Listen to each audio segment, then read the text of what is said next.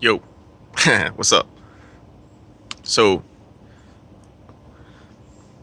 I'm in the middle of my morning routine, and I decided to just go ahead and start making a video for my YouTube channel in the middle of my morning routine. Now, the reason I'm doing this is because I've recently found out how therapeutic it is for me to make content, right? Um, I used to make content a couple years ago. I've been making content for a while actually, but whenever I try to make content for my personal brand, it always gets a little weird in my head, right? And so I figured the reason it got weird is because I always thought it was an ego thing that I'm trying to gratify myself, right, by making content, and I just like to hear myself talk. But I realized that that's a way to keep myself from making content, right? And so, some of us have these self-fulfilling prophecies, as Shinedown would say, right? And they keep us from doing things. So, something that I consciously became aware of is that, right? That I was holding myself back from making content, and actually, because my content is of value, I'm like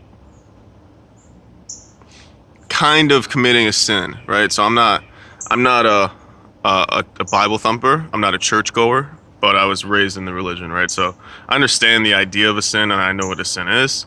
And so for me, my whole life is to live in the service of others, right? And so if I'm holding myself back from making something that could possibly be valuable to somebody, then that's committing a sin in my mind, right? So in reality, a sin is like just basically you're going against your personal nature, right? So anyways, this helped open me up to start making content for my YouTube channel. And it turns out that even though sometimes I do spam my videos to people, I'm not actually spamming it. Like, I'm really taking some thought and sending it to somebody, but I'm doing it to more than once, so my head is telling me I'm spamming it to people. People like it, right? So I'm getting thumbs up on my videos. I didn't think I would, right? So anyways, I wanted to talk today about the fact that now making a video is part of my morning routine, and the overall idea of a morning routine, and why it's actually not enough, right? So I talked about how my true north is to be in the service of others, right? I was in the Army for 7 years, worked in the public sector. Like, this is what I do. So in order to do this properly, in order to serve properly, you kind of have to be ready to serve, right? And ready to serve isn't your subjective opinion. It's a like an actual real thing, right? And so it's kind of hard to explain, and I'm really still trying to figure out like what exactly I mean by this. But this is also another reason why I want to make these videos. But my point is that for me, I need to take about 3 hours on a morning routine personally to get myself ready to serve others, right? And so what I mean when I say that is, in order to be ready to serve others, I need to serve myself for about 3 hours, right? And then I can serve others for about 12 hours, and that usually consists of my workday. And then I serve myself for about 4 more hours, right? By just decompressing and stuff. So this serving myself isn't what I'm saying. It's not what it sounds like, right? It's just focusing the attention internally instead of externally. So typically throughout my day, I'm looking out and saying, how can I help you? How can I help you? How can I help you? Right? in the morning, before I do that, I need to look at myself and say, how can I help you? How can I help you? How can I help you? For about 3 hours before I am ready, before I feel ready, before I know I'm ready to be able to help people. And this creates a lot of tension for me, right? This creates a lot of problem for me because sometimes, frankly, you just don't wake up early enough. Right? Luckily today I woke up at 5:30, so I'm, pushing through and I'm almost ready. But sometimes you just don't get up early. Sometimes you oversleep. Sometimes you're too tired, right? And so this is where I wanted to introduce the idea of self-care and like really kind of break that down and talk about it a little bit, because when I was saying serving myself, that's basically what I was saying is self-care. But I think that using other words to talk about these ideas can help bring more people around to them, right? So serving yourself is the same thing as self-care, okay? The only issue is when, and sometimes it's not even an issue, it depends on what your values are. The only issue is when you serve yourself or you're taking care of yourself the majority of the time, right? And so for me, so most people, let's just break it, like let's look at what most people do. Most people don't ever really practice self-care, right? They might practice service to self, but they're not practicing self-care, right? So what do I mean by self-care? Well, I mean focusing on breathing, right? Sounds super basic, but when's the last time you really thought about like consciously taking control of your breath and using that to calm you down? Okay, using that to regulate your emotions. Most of us know this is possible, but rarely do we practice it, right? So for me, I practice it daily and I still suck at it. Like, just straight up. I've been practicing this type of stuff for like 3 years, 4 years. And it's all still, quote unquote, very new to me. Like, I can talk about it, but when I'm practicing it, it's harder. It's way harder, right? And so that's the thing about this is you never get good at it, but what you get good at is remembering that you can use your self-care techniques to make yourself more valuable, right? That's essentially what we're trying to do here.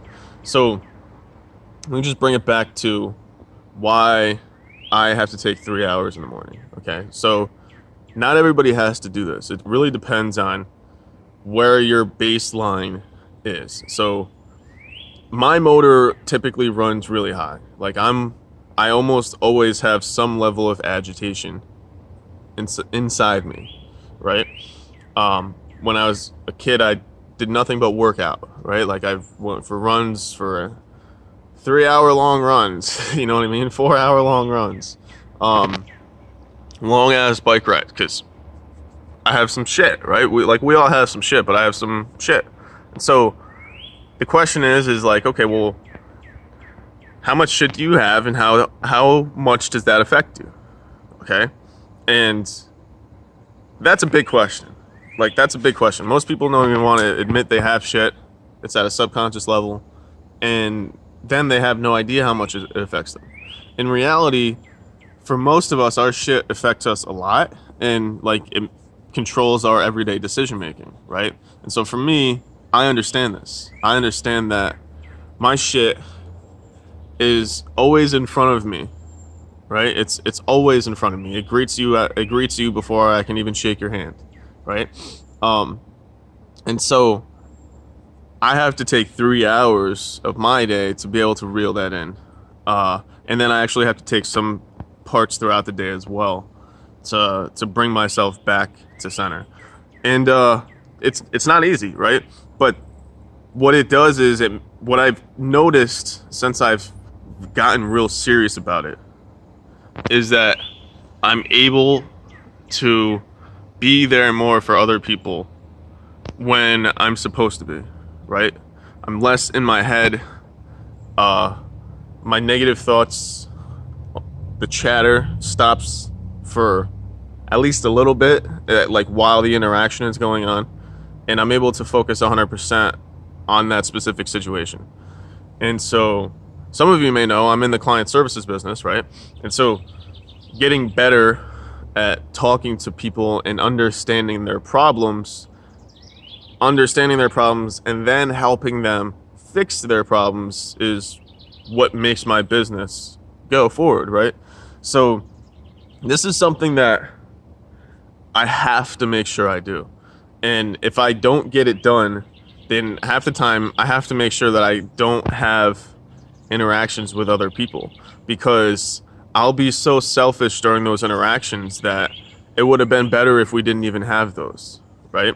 And so for me, if I don't get on that path early enough in the morning, my whole day just erodes. And I've talked about this a little bit before, but I've never really went into depth as to like how real this is for me. But it's, people say they have a chip on their shoulder, right? I have like a metal casing on my neck, right? That's what it is for me. And it, throughout the day, it just gets tighter and tighter and tighter. And we all get this, but for me, I wake up with it, right? And like sleep isn't as relaxing as it should be for me. So I have to go through the process of meditating, doing a little bit of yoga. I do it about an hour and a half of chores in the morning. That's part of my meditation. And then basically just getting through the little nuances of my personal mental drama and making sure that I do that early enough so that when other people are starting their day, it seems like I'm right there with them. And I've only just learned the real value of this in the last 6 months. So if you're like me and you have, some mental drama going on, do yourself a favor and start going to bed earlier so you can wake up earlier, because it'll give you more time to work through your shit. So that's all I got. All right, talk to you soon.